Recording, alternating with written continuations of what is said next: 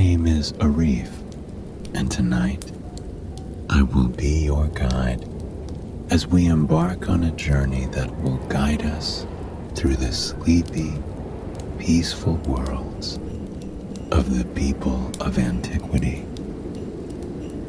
We will explore the land of sleep with Morpheus, the god of dreams, as he spends a serene night guiding people through their deepest longings, passing divine messages to them, and helping them find serenity and comfort both within themselves and without.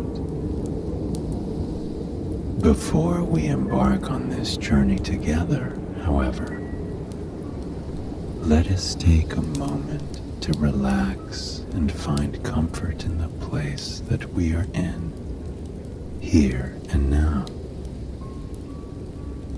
Close your eyes and allow your body to sink into the mattress beneath you.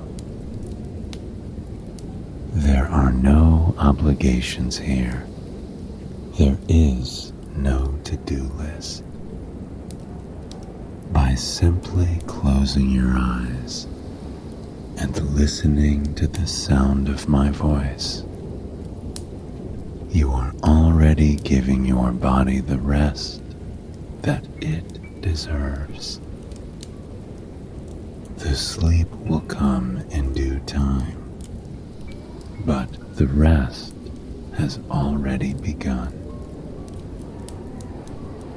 With your eyes still closed and your body sinking deeper and deeper into the mattress with each breath you take, I want you to try and imagine that you are not in your bed at all. Instead, you are lying on top of plush, soft, fresh grass. You feel the grass and soil gently cradling your body,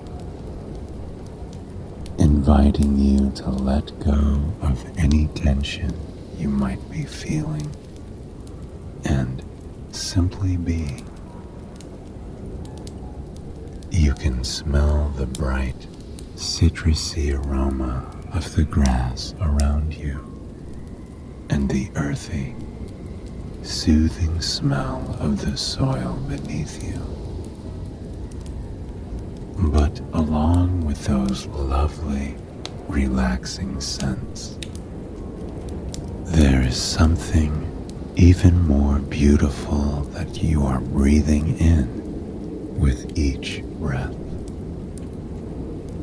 You smell wildflowers, and when you look around you, you discover that you are not just lying in the grass. You are lying in a stunning, expansive field full of beautiful wildflowers. The world around you is a mosaic of pink, orange, yellow, blue, green, purple. A rainbow splashed across the delicate and wild petals of the flowers that are peppered around this meadow. You breathe in a little deeper, feeling that fresh air fills your lungs with nourishment, and that freshness brings instant relaxation. It tastes and smells of those flowers all around you. Daisies and roses and peonies and lavender. Their sweetness puts you even more at ease, and with every breath, the aroma seems to lessen and lessen until it is just a sweet, invigorating haze against the freshness of the summer breeze. You watch that summer breeze as it ripples across the tops of the flowers, causing them to sway with the wind. It is quite a spectacle to behold, this perpetual dance that can only be found in nature.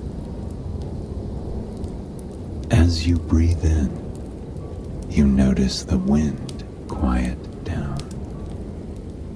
Bright sunflower bees buzz from still flower to still flower, collecting pollen on their fuzzy bodies. And as you exhale, you notice that the wind begins to blow softly, rippling across the bed of flowers gently, ever so gently.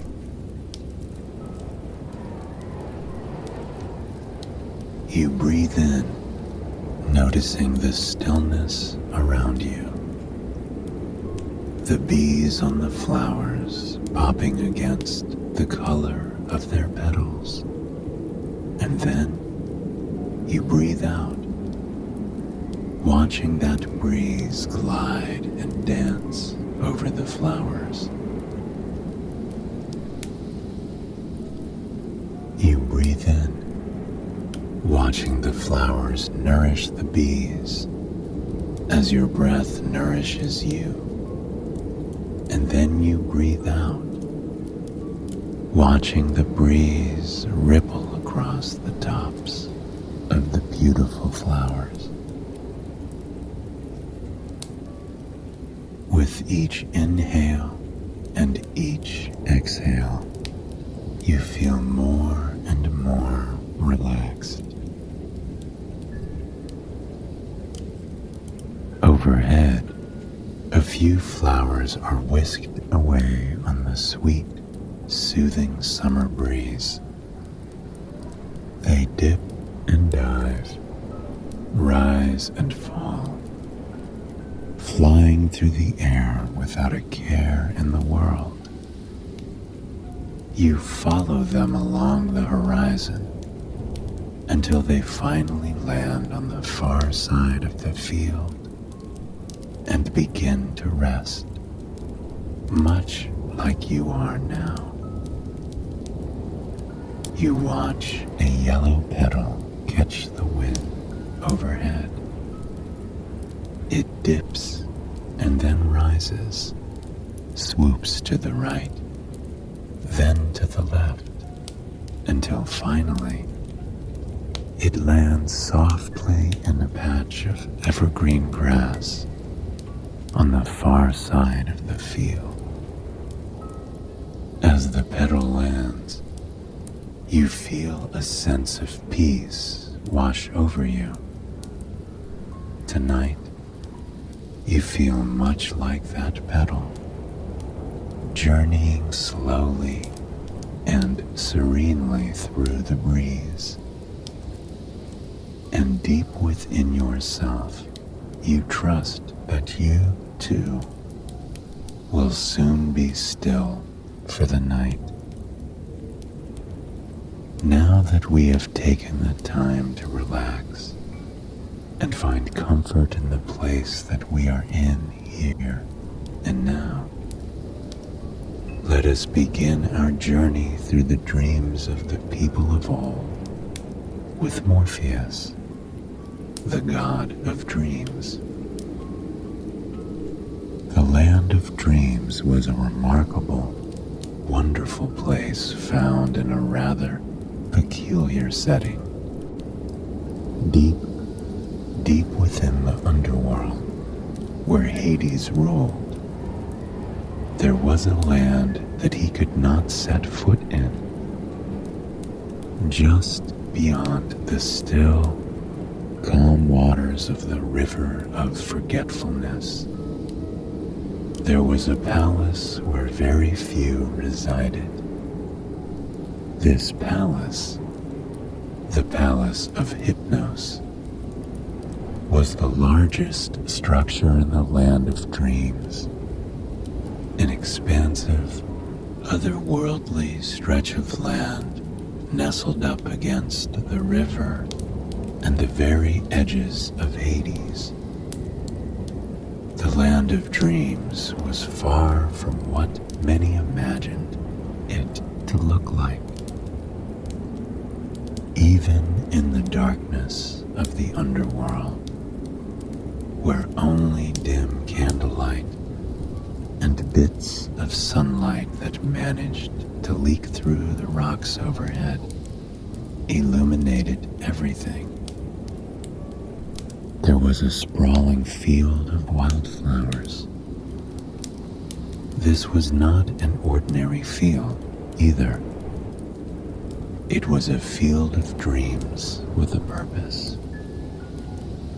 The field was overflowing with chamomile, lavender, and poppy, a sea of yellow, purple, and orange, bright, inviting colors that seemed to contrast the darkness of the world around it. And, indeed, the land of dreams contrasted the world around it. There was a magic to the land, to the meadows around it, to the castles within it.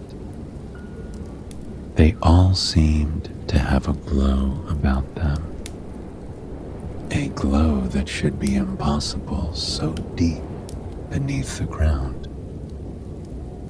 But if there's one place where anything is possible, it is there. The palace was constantly illuminated in that silvery haze, a gossamer that made it appear almost as if the palace itself was somewhere deep within a long forgotten dream. Some said the glow came from the power of the moon, that the glow was merely a reflection of the moonlight that could be found above ground every night, while others disagreed. Within the palace, Hypnos could be found. Hypnos was an ancient god, one of the oldest, and was known by many to be a rather lazy god. However, he had his reasons. When you are the god of sleep, a personification of sleep, it is understandable that you may spend a fair amount of time lounging in the silver glow of your palace. Though Hypnos was the god of sleep, he did not act alone. His 3 children also guided him in his work every single night. His children, who are known as Oneoroi, the personification of dreams. Fovitor appeared in dreams of humans in the form of animals, and sometimes scary monsters of nightmares that had no real meaning. His brother, Fundisos, appeared in dreams in the form of inanimate objects like earth, rocks, water, trees, and other lifeless things that created unusual, otherworldly dreams. Dreams that also had no real meaning, but no real harm within them either. And then there was the leader of the Oneoroi, Morpheus. Fovitor and Fundisos were able to influence the dreams of people, of the mortals all over the ancient lands. Whenever someone experienced a strange or scary dream in the cool hours of the night, it was the doing of one of those two brothers. Morpheus, on the other hand, wasn't a god of nightmares, nor of fantastical journeys through the human mind. Morpheus was able to influence dreams in a prophetic, positive way. Often, he even took it upon himself to save humans from the nightmares or strange fantasies his brothers plagued them with. He observed the dreams around the land, making sure everyone was getting exactly what they needed. But it wasn't just humans that Morpheus was able to influence. Unlike his brothers, Morpheus was able to influence the minds and dreams of powerful rulers, gods, and goddesses. His powers within the safety of dreams were unmatched.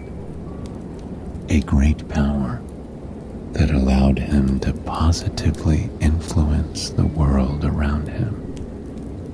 And truly, that was the ancient god's goal. Every night, Morpheus would gather with his brothers in his father's palace. They would stand in the great hall, surrounded by the breathtaking glow of the silver moonlight. Often, they would share a cup of steaming chamomile tea, gathered and dried from their very fields. They would stand over the steam, breathing in the sweet, relaxing aroma as they prepared themselves for the night that lay ahead. Morpheus would take his final sip, a long, lingering sip, where he really allowed himself to taste the sweet softness of the tea, the earthiness of the flowers from their field. As he took that sleepy sip of chamomile, he could always feel his eyelids getting heavier and heavier. He knew that sleep was on the horizon, that soon he would be descending into the dreams of others. He would set the tea down on the smooth clay saucer with a gentle clink. His brothers would give him a nod of understanding as they set down their own steaming cups that had just an ounce of chamomile tea left, kissing the rim. They would bow to each other and make their way to their rooms, knowing that soon they would see each other again, even if it was as ships passing in the night.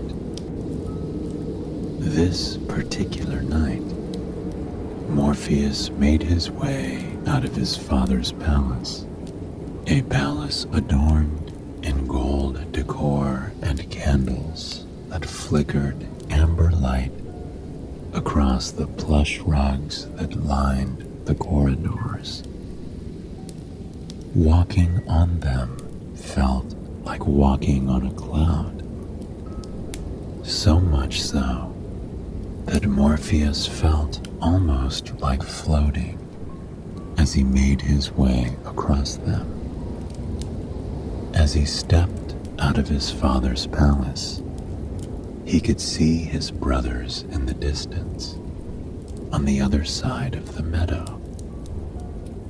They were walking away from him, their backs turned as they meandered through the meadow to reach their homes on the far side. Caves carved in the towering rock walls that encompassed the meadow. Morpheus turned to walk to his own cave. It was in the far corner of the meadow, nestled against the river. It was the most remote of all the dwellings here, but he certainly didn't mind. He liked the calm, sleepy walk that he took to his cave. The way the chamomile and lavender and poppies brushed over his skin as he swam his way through them. The way their fragrance lifted up to greet him on the breeze, calming him more and more with every step that he took. It was as if he was making his way through a spa. When he finally reached the cave on this peaceful night, he looked over his home with a smile on his face. The cave was illuminated by candles lining the walls, flickering, beautiful candles that made the tiny, cozy home radiant like a heavenly sanctuary. They were magical candles, candles that could burn endlessly, with wax and wicks that changed color whenever Morpheus wanted them to.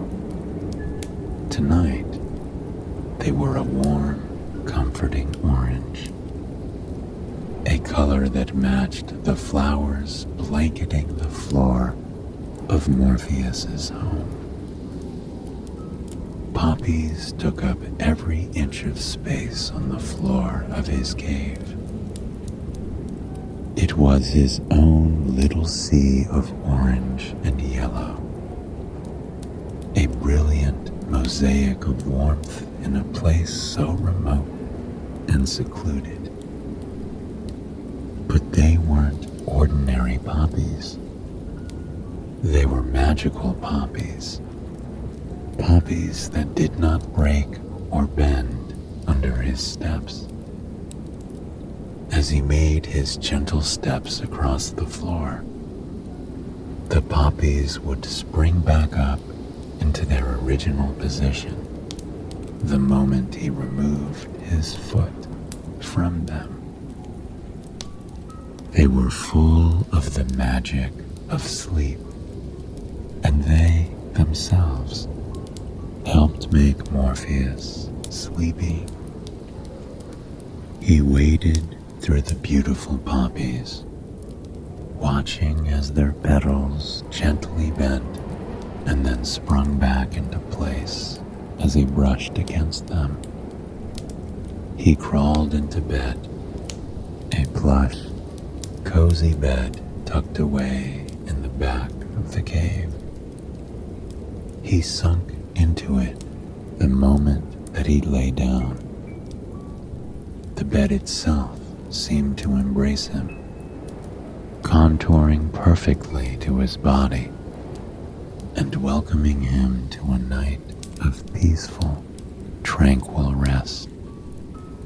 He pulled several blankets over his body, heavenly blankets made of freshly woven cloth by one of the godly artisans.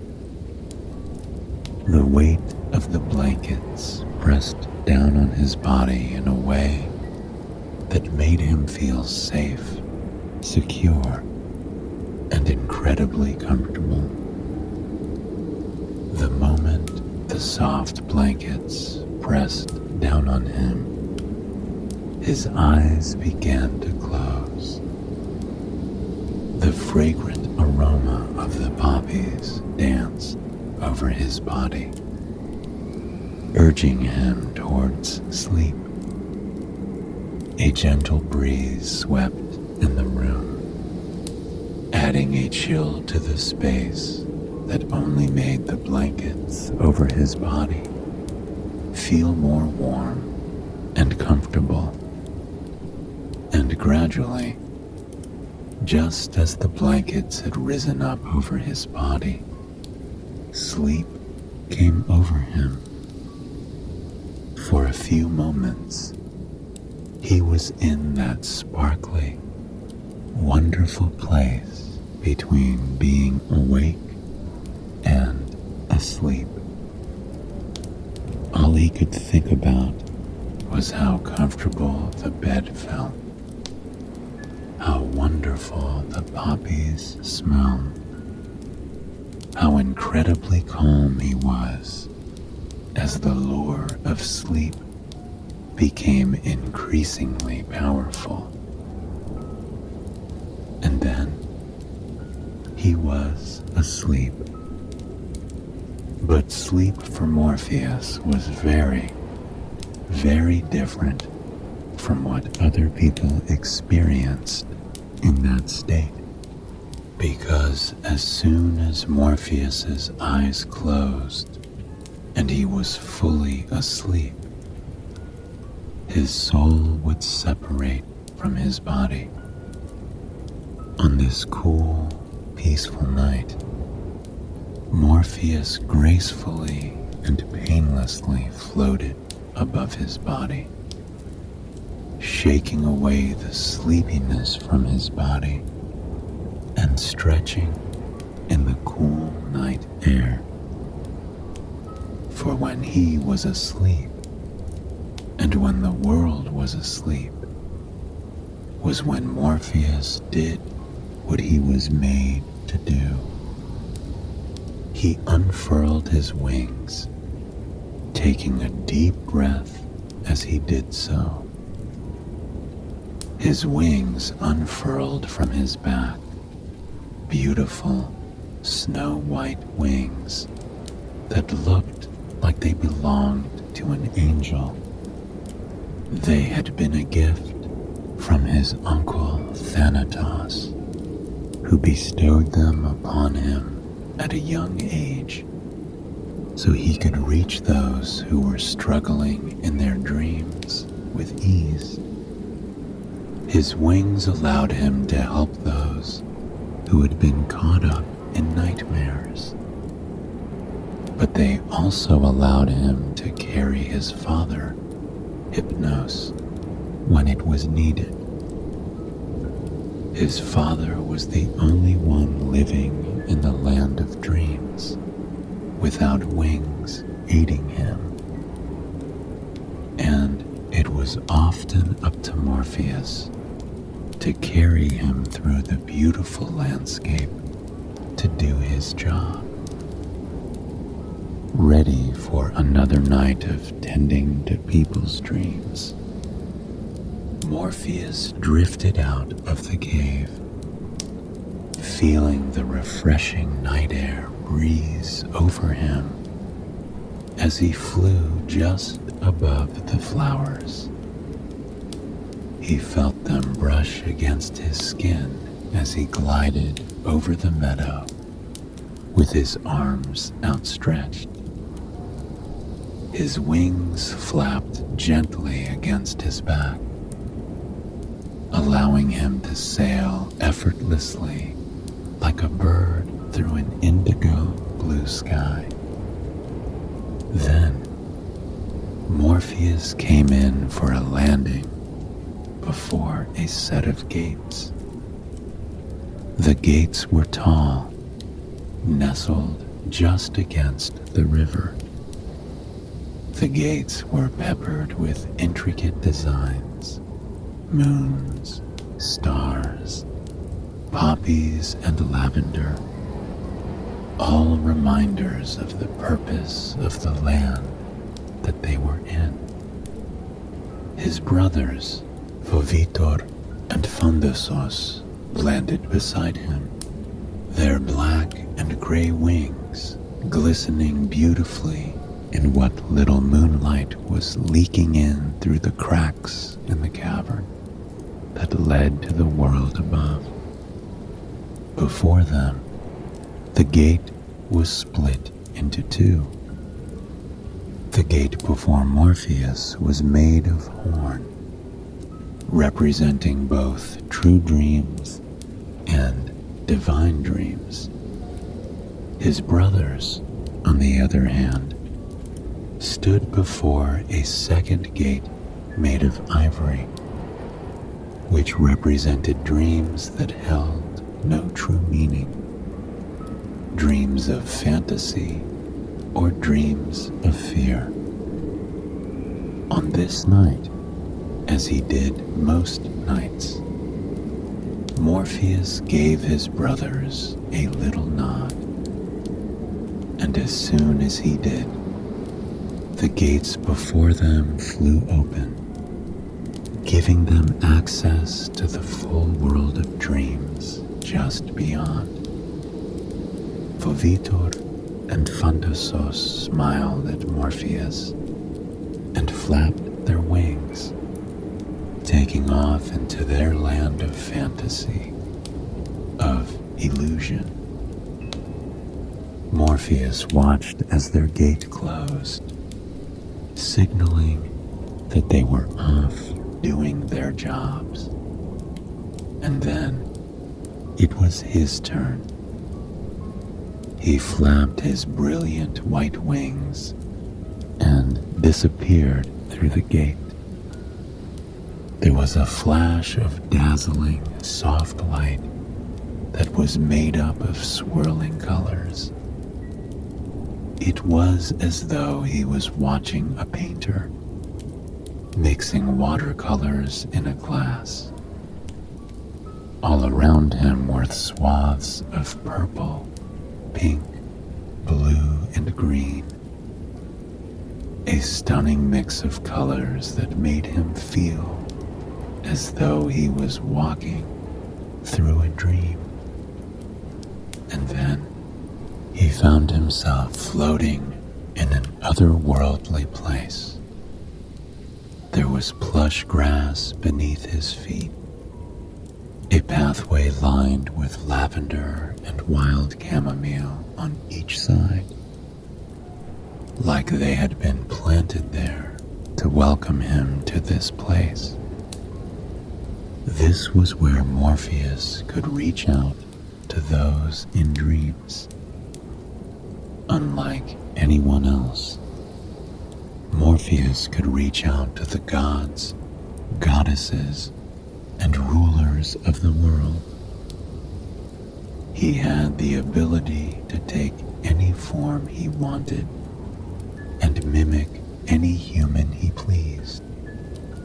And because of his kind soul, Morpheus used this ability for good each and every night. This night in particular, Morpheus set out to help some humans that he knew were struggling. He had heard a woman praying to Zeus at her bedside only hours earlier. She wanted to open a bakery of her own to sell homemade goods to those in the community. But she was fearful that she may fail. She prayed to Zeus for strength and for guidance, for she was unsure if she could pull off such a task. Morpheus knew in his heart that the woman could be successful, and so, with kindness and patience radiating through his being, he waited for her to fall asleep. When she finally did drift off to dreamland, a path of golden light began to form in the grass beside Morpheus. A path that was leading him to her, leading him to the place where her dream was starting. he followed the path, unsure of exactly what he would find where it led, but unafraid. He could control any dreams that he found himself in, and he knew this would be no different.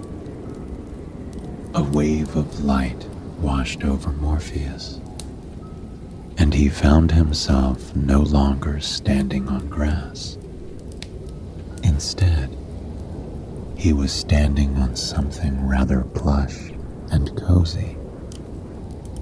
When he looked down closer, he became more confused.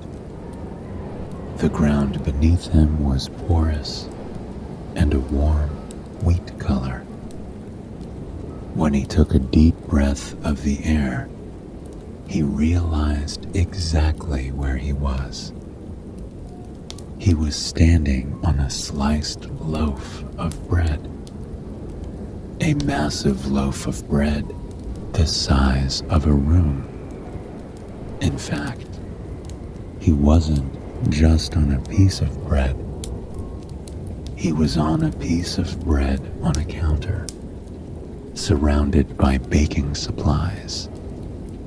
There were clay bowls around him with big loaves of fragrant, warm dough rising.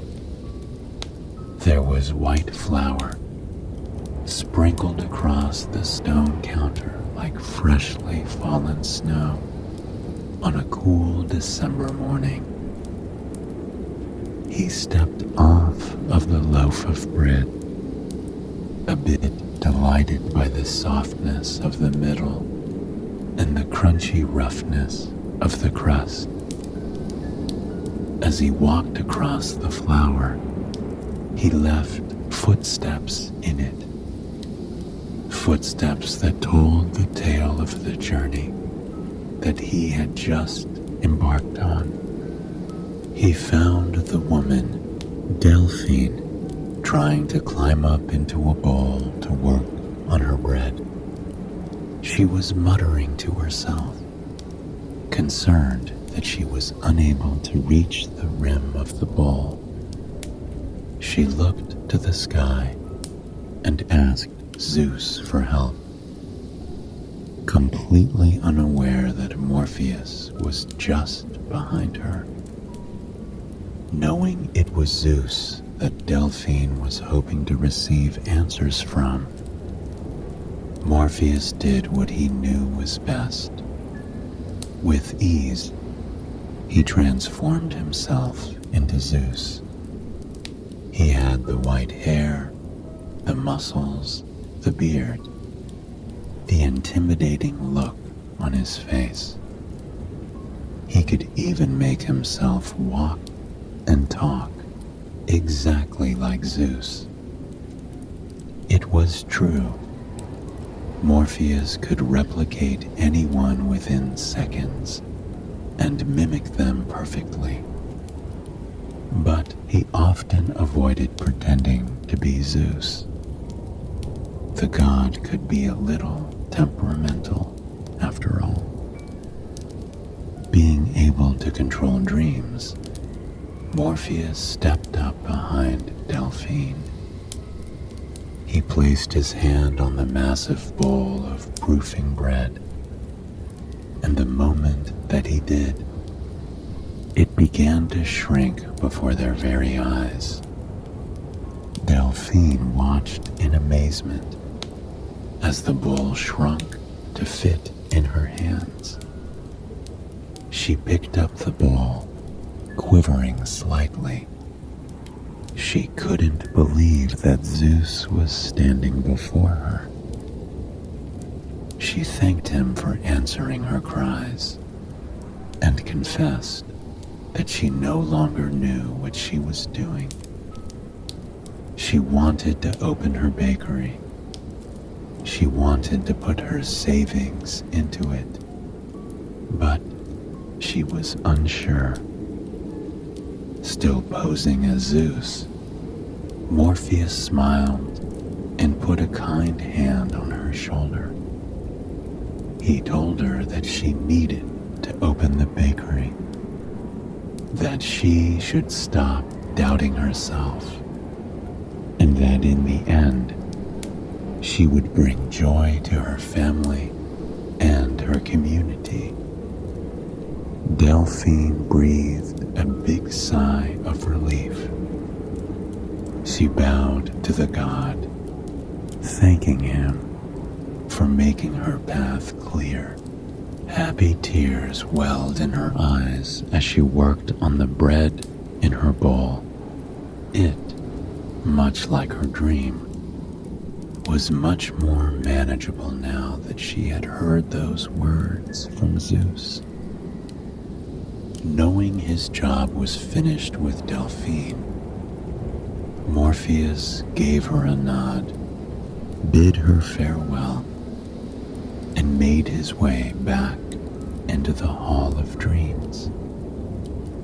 Just as his feet touched the soft grass of the pathway, another pathway lit up. Morpheus followed it, and this time he was surprised to see that the pathway led to Hera. It was tricky business interfering with the dreams of gods, but Morpheus knew it was his job, and his job alone. And before he even stepped into the dream, he knew exactly what this was about. Recently, Hera had grown wildly jealous of a nymph down on Earth that her husband Zeus had eyes for. She had been stewing on the nymph for weeks, trying to come up with a plan for sabotage, trying to do anything she could to rid herself of the jealousy that she felt. She was considering making a poisonous flower grow next to the nymph's bed. Morpheus knew of the nymph that Hera was angry with. She was a compassionate, kind nymph, but provided much comfort and love for the community around her. She had no interest in Zeus, and it would be a tragedy to lose someone like her. So, Morpheus descended into Hera's dream. He found her in the woods, kneeling beside the nymph's bed as she planted the flower. Rather than taking someone's form, Morpheus decided to sway Hera away from this idea the old-fashioned way. He influenced other nymphs and creatures in the forest to see Hera place the poisonous flower. They all reacted in horror, devastated that the goddess Hera would do such a thing. Immediately, Hera was overcome with shame, a shame stronger than her own jealousy. She plucked the flower from the earth and went on her way. Morpheus spent the rest of the night working through people's dreams and helping them out of nightmares. Every dream that he stepped into, he influenced in a positive way. He urged a king not to go to war. He convinced a soldier to return home and propose to the woman he loved. He helped some of the gods and goddesses make important decisions that would better the world. And when he was finally finished for the night, Morpheus woke up in his own bed, his wings folded into his back as he stretched beneath the covers, feeling their comforting weight pressing down on him. Even though he had spent the night helping others, he was refreshed and invigorated. Truly, he was the person who had the sweetest dreams of all. I hope you have enjoyed this sleep story, and it has brought you a night of peaceful, regenerative sleep. Please join me again tomorrow night for another sleep story. Until then, sweet